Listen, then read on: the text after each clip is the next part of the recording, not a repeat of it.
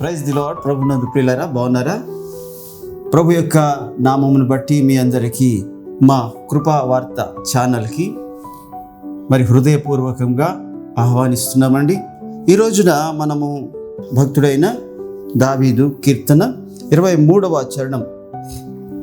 ఇది క్రైస్తవ లోకానికి చిన్న పిల్లలు మొదలుకొని పెద్దల వరకు అందరికీ కూడా ఎంతో సుపరిచితమైన కీర్తన. మరి ఈ కీర్తన ఈ రోజున మనము ధ్యానించుకోవడానికి మిమ్మల్ని అందరినీ ప్రేమపూర్వకంగా ఆహ్వానిస్తున్నాను. దేవుని యొక్క లేఖనాల్లో మరి ఈ యొక్క కీర్తన ఒక గొర్రె ఒక కాపరిని పోలుస్తూ, ఎందుకనగా ఈ కీర్తన రాసిన భక్తుడు దావీదు మొదట ఆయన వృత్తి గొర్రెల కాపరి. ఆయన గొర్రెల్ని మరి మేపుతూ అనేక కీర్తనలు పాడుకుంటూ దేవునిలో ఆరాధిస్తూ ఆనందిస్తూ దేవునికి అత్యున్నతమైన ఇష్టమైన ఆరాధన ఏదైతే ఉంటుందో ఆ హృదయాంతరాలలో నుంచి వచ్చిన పాటలతో ప్రభువుని ఘనపరుస్తూ ఉండేవాడు. ఆ అనుభవంతోనే, ఆ గొర్రెలతో ఉన్న ఆ అనుభవంతోనే మరి ఆయన రాసుకున్న పాటలో కూడా గొర్రెల్నే పోల్చుకుంటూ రాసిన పాట ఏంటంటే దేవుణ్ణి తనని రాసుకుంటూ పాటే ఈ 23వ పాట లేక కీర్తన. అందులోని యెహోవా నా కాపరి నాకు లేమి కలగదు, యెహోవా నా కాపరి నాకు లేమి కలగదు.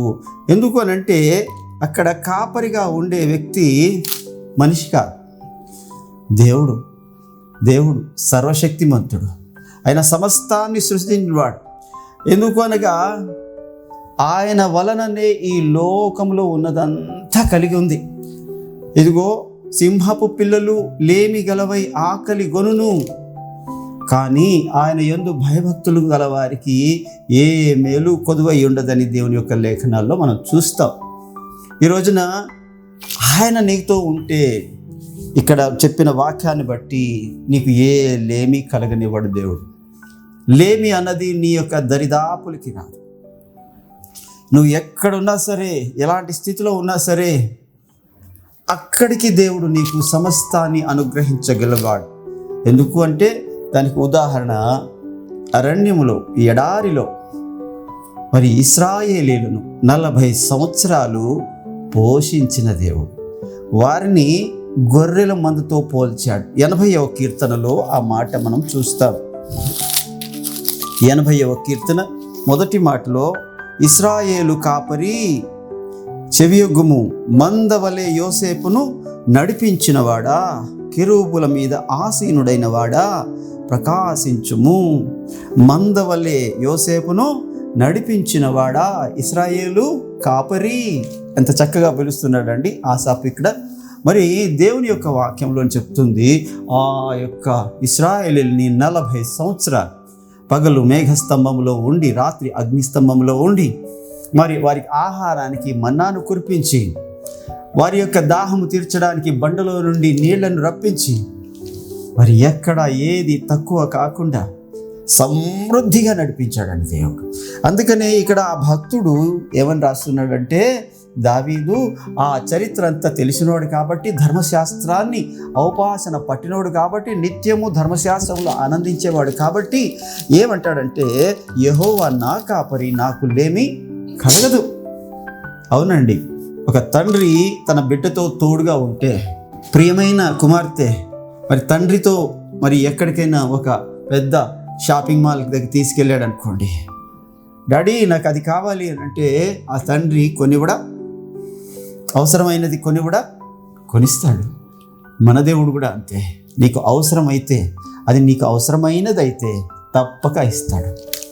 అయితే నా స్థాయి ఒక సైకిల్ తొక్కుకునే స్థాయి అనుకోండి, నేను ఒక విమానాన్ని అడిగాను అనుకోండి, అది ఆలస్యం చేస్తాడేమో కానీ ఆ విమానపు స్థాయికి నన్నైనా తీసుకెళ్తాడు, లేకపోతే అది నీకు అక్కర్లేదని నాకే చెప్తాడు. కానీ దేవుడు ఏమంటాడంటే, నా కాపరి నాకు దేనిలోని కొదువు రానిడు దేవుడు, అన్ని సమృద్ధిగా ఇచ్చే దేవుడు. రెండో మాట అక్కడ ఏమంటాడంటే, పచ్చిక గల చోట్ల ఆయన నన్ను పరుండజేయుచున్నాడు. మంచి భోజనముతో నన్ను ఆయన తృప్తిపరిచే దేవుడు. మంచి భోజనము నా కోసము మంచి గోధుమలతో నిన్ను తృప్తిపరచదను అని దేవుని యొక్క వాక్యంలో 81వ కీర్తనలో రాయించాడు చూడండి. అనగా దేవుడు పచ్చిక గల చోట్ల చూడండి. ఎహెచ్కేలు గ్రంథము 34వ అధ్యాయం 14వ వచనంలో నేను మంచి మేత గల చోట వాటిని మేపెదను, ఇశ్రాయేలు యొక్క ఉన్నత స్థలముల మీద వాటికి దొడ్డి ఏర్పడును, అక్కడ అవి మంచి దొడ్డిలో పండుకొనును. ఇశ్రాయేలు పర్వతం మీద బలమైన మేత గల స్థలమందు అవి మేయును. నేనే నా గొర్రెలను మేపి పరుండబెట్టెదను. ఇదే ప్రభువగు యెహోవా వాక్కు. దేవుడి వాక్యము బట్టి మహిమ నొందును గాక. దేవుని యొక్క వాక్యం చెప్తుంది, పచ్చిక గల చోట్ల ఆయన మనల్ని పరుండబెడతారు. చాలా స్థలాల్లోని మరి వర్షాలు లేక, చాలా స్థలాల్లోని నీటి తడి లేక మరి పచ్చిక ఉండదు. అయినప్పటికీ కూడా దేవుడంట చుట్టూ ఎడారి అయిపోయినా సరే ఇశ్రాయేలుని ఎడారిలో నుంచే నడిపించాడు. యేసన్న గారి యొక్క సహవాసంలో ఒక మంచి పాట ఉంటుంది. ఎడారి త్రోవలోనే నడచిన, ఎరుగని మార్గములో నన్ను నడిపిన అన్న ఆ చరణం ఉందే, ఎంత బాగుంటుందో కదా. ఎప్పుడైతే ఆ ఎడారిలో నుంచి నడిపించిన, ఎడారిలో గడ్డి ఉంటుందండి? ఉండదు. మరి ఆ యొక్క ఆ అడవి అయితే పోనీ ఏదో ఒక చెట్లు ఉంటాయి, అది అడవి కాదు.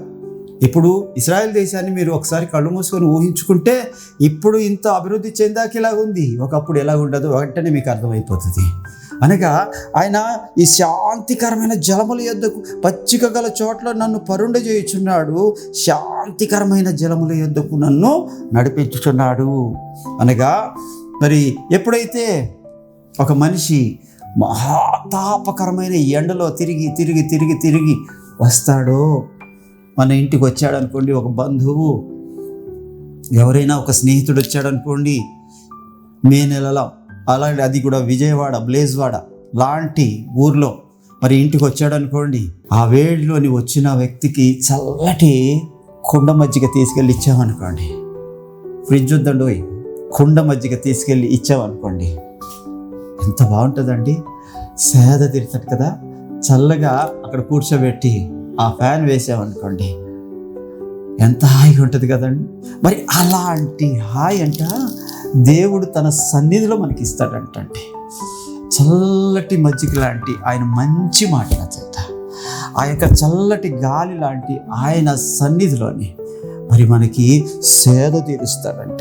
అందుకని దేవుని యొక్క వాక్యం చెప్తున్నది, పచ్చిక గల చోట్ల ఆయన నన్ను పరుండ చేస్తాడు. అంటే బాగా మేత గల స్థలము, మంచి వర్షాలు పడి మరి పచ్చిక ఇంత ఎత్తుకి ఎదిగి ఉంటుంది కదా, అలాంటి స్థలానికి మరి ప్రభు మనల్ని మేపుతాడు. మంచి వాక్యం అన్నమాట. ఈ మంచి లోతైన వాక్యం, ప్రాణాన్ని తృప్తిపరిచే వాక్యం.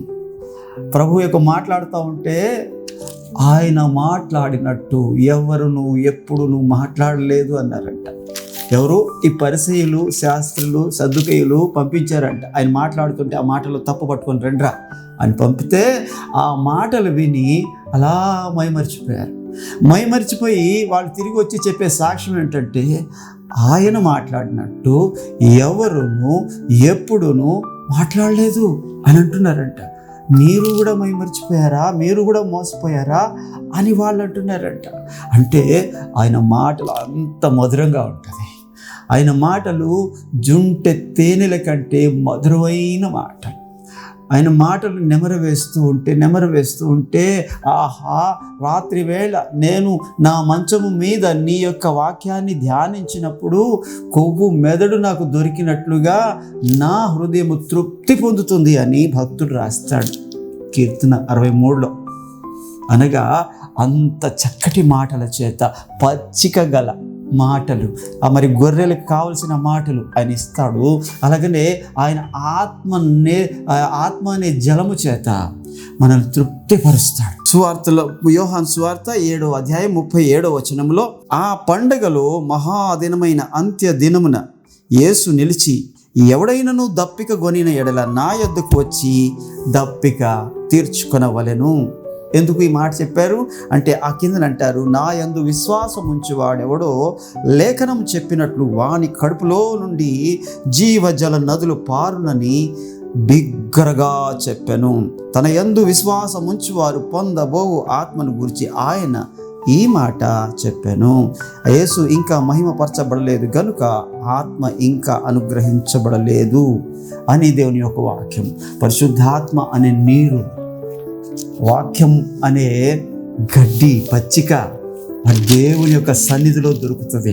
అందుకనే దేవుని యొక్క వాక్యంలోని ఇక్కడ వ్రాయబడిన మాట ఏంటంటే, ఇగో పచ్చిక గల చోట్ల ఆయన నన్ను పరుండజేయుచున్నాడు, శాంతికరమైన జలముల యొద్దకు ఆయన నన్ను నడిపించుచున్నాడు, నా ప్రాణమునకు ఆయన సేద తీర్చుచున్నాడు, ఆయన నామమును బట్టి నీతి మార్గములో నన్ను నడిపించుచున్నాడు. ఏ మార్గంలో నడిపిస్తారు అంటే పాపము అంటని మార్గము. ఒకప్పుడు మనం పాపులమే, పాపంలోనే కొట్టుకొని వెళ్ళిపోతున్నాం, చీకట్లోనే వెళ్ళిపోతున్నాం. అయితే ఎప్పుడైతే ఆయన మనకు కాపరిగా ఉన్నారో, యోహాన్ భక్తుడు అంటాడు తన మందకు ముందు నడుస్తాడంట కాపరి. యోహాన్ సువార్త 10వ అధ్యాయంలో 3వ వచనంలోని మరి వ్రాయబడిన మాట ఏంటంటే, ఆయన తన మందకు ముందు మరి కాపరి నడుస్తాడంట. ఒక సైన్యానికి ముందు రాజు నడుస్తున్నట్టు, ఒక సింహం ముందు ఎలాగైతే గంభీరంగా నడుస్తుందో అలాగ మన కాపరి దుడ్డు కర్ర పట్టుకొని నడుస్తూ ఉంటాడు. ఎందుకనగా ఆ ముందుని ఏ అపాయం ఉండకుండా, ఏ క్రూర జంతువు ఉండకుండా, ఏ నక్క తోడేలు ఉండకుండా, ఏ సింహము ఎలుగుబంటి లేకుండా ఆయన మొత్తాన్ని క్లియర్ చేసేస్తాడు. నువ్వు వస్తున్నావంటే నీకోసం మార్గాన్ని సిద్ధపరుస్తాడు. అందుకే అంటాడు నేనే మార్గాన్ని. మనం నడవలసిన మార్గము ఆయనే.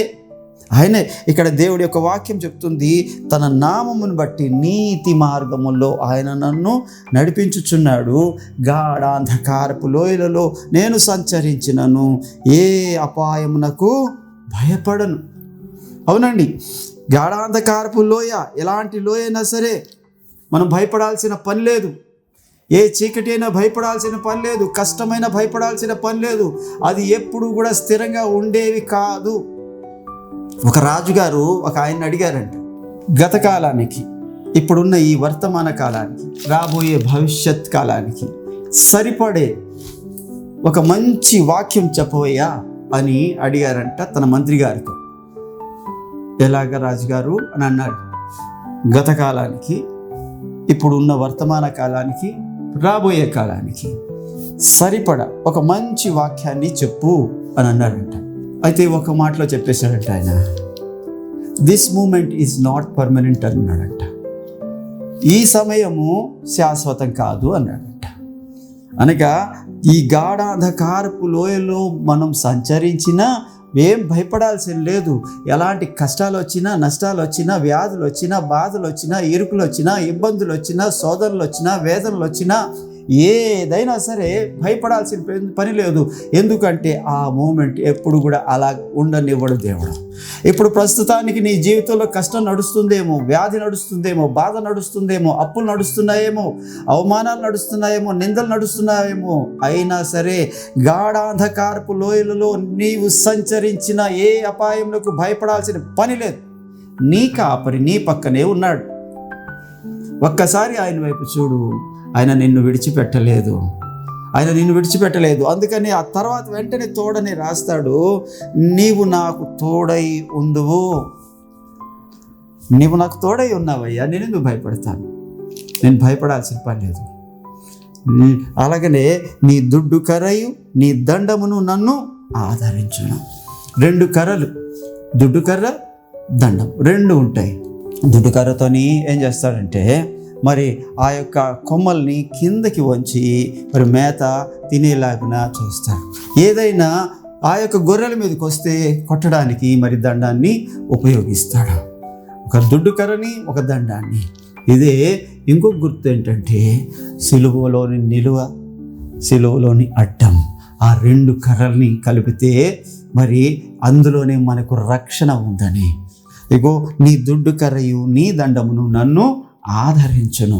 ఎలాంటి బాధ అయినా సరే ఆ సిలువ దగ్గరికి వెళ్ళినప్పుడు, ఆ యొక్క పాదాలను నిలిపిన ఆ స్థలం దగ్గర మనం ముద్దు పెట్టినప్పుడు, ప్రభువా నా కొరకు నువ్వు ఇంత కష్టం అనుభవించావు, ఎందుకు అనంటే నా జీవితంలో కష్టం ఉండకుండా తీసివేయడానికే కదా అని ఎప్పుడైతే మనం ఆయన యందు విశ్వాసం ఉంచుతామో, ఎప్పుడైతే మనము ఆయన యొక్క శ్రమలు ఎందుకు అన్న సంగతి జ్ఞాపకం చేసుకుంటామో, అప్పుడు మనకు తెలిసి వస్తుంది ఏమంటే భయపడాల్సిన పని లేదు.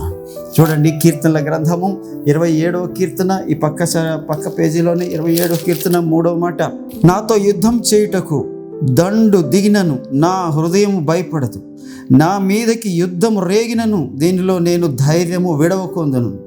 ఎందుకు అంటే ఆ పైన రాస్తాడు, యెహోవా నాకు వెలుగును రక్షణ అయి ఉన్నాడు, నేను ఎవరికి భయపడను. యెహోవా నాకు ప్రాణదుర్గము, నేను ఎవరికి వెరుతును. నా శరీర మాంసము తినుటకై దుష్టులు నా మీదకి వచ్చినప్పుడు, నన్ను బాధింపు శత్రువులు నా మీదకి వచ్చినప్పుడు వారు తొట్టిల్లి కూలిరి. దేవునికి మహిమ కలుగును గాక. ఎంత చక్కటి మాటలు. నువ్వు భయపడాల్సిన పని లేదు. భయముకు నీకు దూరంగా ఉంది, భీతి నీకు దూరంగా ఉంది. ఎందుకంటే నీ కాపరి నీ పక్కనున్నాడు, నీ దగ్గర ఉన్నాడు, నీతో ఉన్నాడు. అందుకనే ఏ విషయంలో కూడా నువ్వు దిగులు చెందొద్దు, చింతపడొద్దు. దేవుని యొక్క వాక్యం చెప్తుంది, మంచిగా పోషిస్తాడు, చక్కగా సేద తీరుస్తాడు, నీ దాహాన్ని తీరుస్తాడు, తన నామమును బట్టి నీతి మార్గముల్లో నడిపిస్తాడు. గాఢాంధకారపు లోయలో సంచరించినా నువ్వు భయపడాల్సిన పని లేదు. ఎందుకు అనంటే నీ కాపరి యొక్క దుడ్డు కర్ర దండము నిన్ను ఎప్పుడు ఆదరిస్తుంది. అలాగనే శత్రువుల ఎదుట నీకు భోజనము సిద్ధపరిచే దేవుడుగా ఉన్నాడు. శత్రువులు ఏమనుకుంటారంటే ఇక వీడి పని అయిపోయిందిరా, ఇక వీడు ఇక కోలుకోలేడు అనుకున్నప్పుడు అంట వాళ్ళ ఎదుట నీకు భోజనం సిద్ధం చేస్తాడంట. ఏమంటారంటే ఒక రాజంట తన స్నేహితుడిని పిలిచి అందరి ముందు గొప్ప విందు చేశాడంట. మనల్ని తక్కువ చేసి ఎవరైతే మాట్లాడుకున్నారో వాళ్ళందరినీ పిలిపించి వాళ్ళ ముందు విందు చేశాడంట. ఎందుకు అలా చేశాడు అని అంటే ఆయన నష్టపోవడానికి కారణము ఆయన మంచితనం. అలా మంచితనం వల్ల మరి చాలామందికి నమ్మి అప్పులు ఇవ్వడం వల్ల, చాలామందికి మధ్యవర్తిగా ఉండడం వల్ల, మరి అనేక విధాలుగా మోసపోవడం వల్ల మరి ఆయనను అందరూ అవమానించారంట, అందరూ గేలి చేశారంట. మరి ఆ గేలి చేసినప్పుడు ఆయన ఇక నాకు వేరే మార్గం లేదు, నా జీవితానికి వేరే శరణం లేదు అనుకున్నప్పుడు వేగుల ద్వారా ఆ మనిషి యొక్క పరిస్థితిని రాజుగారు తెలుసుకున్నారు. ఆ కాలంలో రాజుగారు మరి ఏం చేసేవారంటే లోకంలోని లేక తన రాజ్యంలోని పరిస్థితులు ఎలాగున్నాయని గూఢచారులు పెట్టేవారు, వేగులు పెట్టేవారు. ఆ సంగతి తెలుసుకున్నప్పుడు ఆయనని మరి హఠాత్తుగా వచ్చి సైనికులు తీసుకొని వెళ్ళారంట. తీసుకొని వెళ్తే అమ్మ మన అందరికీ ఇలాగ అన్యాయం చేశాడు కాబట్టి మంచి పని అయిందని శత్రువులందరూ ఆనందించారంట. ఈ దెబ్బతోని మనకి ఎలాగో ఒకలాగా ఆ యొక్క ఇల్లు నమ్మేసో లేకపోతే ఏం చేసో మన అప్పులన్నీ వస్తాయి, మనకంతా మన బాధలను తీరిపోతాయని అనుకున్నాడంట. అప్పుడంట తీసుకెళ్ళి రాజుగారి ఆస్థానం, ఏమయ్యా వాళ్ళిద్దరి మధ్యలో నువ్వు ఉన్నావు మధ్యవర్తిగా? ఉన్నానయ్యా. ఇగో నువ్వు ఆయన దగ్గర అప్పు తీసుకున్నావా? తీసుకున్నానయ్యా. మరి వాళ్ళకి ఇంకా చెల్లించగలవా? ప్రస్తుతానికి నా దగ్గర ఏమీ లేదయ్యా అని చాలా దీనంగా చెప్తున్నాడంట. చెప్తా ఉంటే సరే ఎవరికి ఎంత ఉన్నాయి, ఎంతెంత ఇవ్వాలో వివరంగా చెప్పు అన్నాడంట. ఎవరికి ఎంతెంత ఇవ్వాలో అంత పైసా చెప్పాడంట. చెప్తే ఆ రాజు వారందరికీ తీర్చేయండి అని అన్నాడంట. ఆ మాటను బట్టి ఆ శత్రువులందరూ కూడా కంగు తిన్నారంట. ఇదేంటి వీడిని శిక్షిస్తాడు అనుకున్నాను, మనల్ని బాధ పెట్టాడు, మన డబ్బులు దోచుకున్నాడు, మనల్ని శిక్షిస్తాడు అనుకున్నాను, కానీ ఈయనకేంటి రాజే సపోర్ట్గా ఉన్నాడు అని చాలా కంగు తిన్నారంట, అవాక్కయ్యారంట. అప్పుడు వారిని తీర్చేసి చెప్పాడంట, ఇంకెప్పుడు కూడా ఇలాగ మధ్యవర్తి పనులు చేయొద్దు, ఎప్పుడు కూడా నీవు ఎవరి దగ్గర రుణం తీసుకోవద్దు, నీకున్న దాంట్లోనే నమ్మకంగా ఉండు అని ఎప్పుడైతే హెచ్చరించారో రాజా నా వల్ల తప్పయింది అని ఒప్పుకొని ఎప్పుడైతే వాళ్ళ ముందుని మరి ఆ యొక్క అప్పులన్నీ తీరిపోయాడు, ఆయన స్వతంత్రుడైపోయాడు. అందుకనే నా శత్రువుల ఎదుట నీవు నాకు భోజనము సిద్ధపరచుదువు, నూనెతో నా తల అంటి ఉన్నావు. అభిషేకం అలాగనే మరి ఏదైతే ఆ రాజుగారి కొలువులో ఇంకెప్పుడు చేయొద్దు అని అన్న తర్వాత ఆ మంత్రి గారి పక్కన ఉన్నాడు. ఆ మంత్రి గారు అన్నారంట, అయ్యా ఇలాంటి మంచోడిని మీరు బయటికి విడిచిపెడితే, ఆ మంచితనమే బలహీనత అండి. ఆ మంచితనమే మనం ముందు చెప్పినా ఎవరి మధ్యలో ఉండనని చెప్పినా, ఎవరి దగ్గర అప్పులు తీసుకోలేనని చెప్పినా ఎవరి కోసమో తప్పకుండా చేస్తాడండి. మీరేం చేస్తారంటే ఆయనకి మన రాజ్యంలోని ఒక మంచి పదవి ఇచ్చి, ఉద్యోగాన్ని ఇచ్చి ఆయన్ని మీరు ఆదరించండి అయ్యా అని మంత్రి గారు సలహా ఇచ్చారండి. ఎప్పుడైతే మంత్రి గారు సలహా ఇచ్చారో వెంటనే అందరి మధ్యలోని ఆయనకి ఉద్యోగాన్ని ప్రకటించాడు రాజు. దేవునికి మహిమ కలుగును కాక. నూనెతో నా తల అంటి ఉన్నాడు, మంచి పొజిషన్కి వెళ్ళిపోయాడు. అలాగనే చివరిలోని ఏమంటారంటే, నా గిన్నె నిండి పొర్లుచున్నది. తన బాధలన్నీ తీరిపోయి తన గిన్నె నిండి సంతోషంతో నిండి పొరులుతుంది. పరిశుద్ధాత్మతో నిండి పొరులుతుంది, ఆనందంతో నిండి పొరులుతుంది. ఎవరికైతే యెహోవా కాపరిగా ఉంటారో వారి జీవితంలోని ఇలా ఉంటుంది. అందుకనే చివరిగా ఆయన ఏమంటాడు, నేను బ్రతుకు దినములన్నీ కృపాక్షేమములే నా వెంట వచ్చును, చిరకాలము యెహోవా మందిరములో నేను నివాసము చేసేదను. చూసారా, ఇక నాకు అన్ని కష్టాలు తీరిపోయాయి కాబట్టి ఇక మళ్ళా నేను లోకంలోకి వెళ్ళిపోదాను కాదు. ఏదైతే నీ కాపరి ఉన్నాడో ఆ కాపరి దగ్గర ఏమంటారు, యోహాను సువార్తలో 10వ అధ్యాయంలో, నా గొర్రెలు నా స్వరము వినును, అవి నన్ను వెంబడించును. ఎవరిని వెంబడించాలి? ప్రభుని వెంబడించాలి. చిరకాలము యెహోవా మందిరంలో నివాసం చేయాలి, ఆయనతో ఉండాలి. ఆయన సన్నిధిలోని సంపూర్ణమైన సంతోషం ఉంది, ఆయన సన్నిధిలోని ఆనందం ఉంది, ఆయన సన్నిధిలోని విడుదల ఉంది, ఆయన సన్నిధిలో అభిషేకం ఉంది. ఎప్పుడైతే నువ్వు ఆయన సన్నిధిలోని చిరకాలం ఉంటాలన్న కోరిక ఉంటుందో ఆయనకి చాలా ఇష్టం. అందుకనే యెహోవా నా కాపరి, నాకు లేమి కలగదు. ఈ మాటలను బట్టి ప్రభు మిమ్మల్ని ఆశీర్వదించునుగాక. ప్రభు తన యొక్క గొర్రెల మందలోని మిమ్మల్ని అత్యధికంగా దీవించునుగాక. ప్రార్థన చేసుకుందాం. పరిశుద్ధుడా, ప్రేమ నమ్మకం కలిగిన దేవా, నీకు స్తోత్రాలు. ఈ యొక్క సమయంలో ప్రభువా, యెహోవా నా కాపరి, నాకు లేమి కలగదన్న నీ మాటను బట్టి నేను స్తుతిస్తున్నాను నాయన. ప్రభువా, ఇగో నాయన, మరి అలాంటి లేమిలో ఉన్న ఏ గొర్రెనైనా సరే ప్రభువా నేను మీ ముందుకు తీసుకొస్తున్నాను ప్రభు. ఈ వాక్యం విని ఎవరైనా ఒకవేళ అలాంటి భయంలో ఉన్నా, లేమిలో ఉన్నా, అసంతృప్తిలో ఉన్నా ప్రభువా, వారిని ఎప్పుడే నాయన ఈ కీర్తనలో ఉండే మరి నాయన వాగ్దానాలన్నీ వారు స్వతంత్రించుకోవడానికి సహాయం చేయండి. చిరకాలం మీ సన్నిధిలో వారిని దీవించండి. యేసు నామములో అడుగుతున్నాను తండ్రి, ఆమేన్. ప్రైజ్ ది లార్డ్ అండి. వందనాలు. మరొకసారి ప్రియులరా జ్ఞాపకం చేస్తున్నాను, ఈ ఛానల్ని సబ్స్క్రైబ్ చేయండి, లైక్ చేయండి, షేర్ చేయండి. మీ యొక్క మరి అమూల్యమైన అభిప్రాయాన్ని కామెంట్ ద్వారా మాకు తెలియజేయండి. Praise the lord. ప్రభు మిమ్మల్ని దీవించును గాక.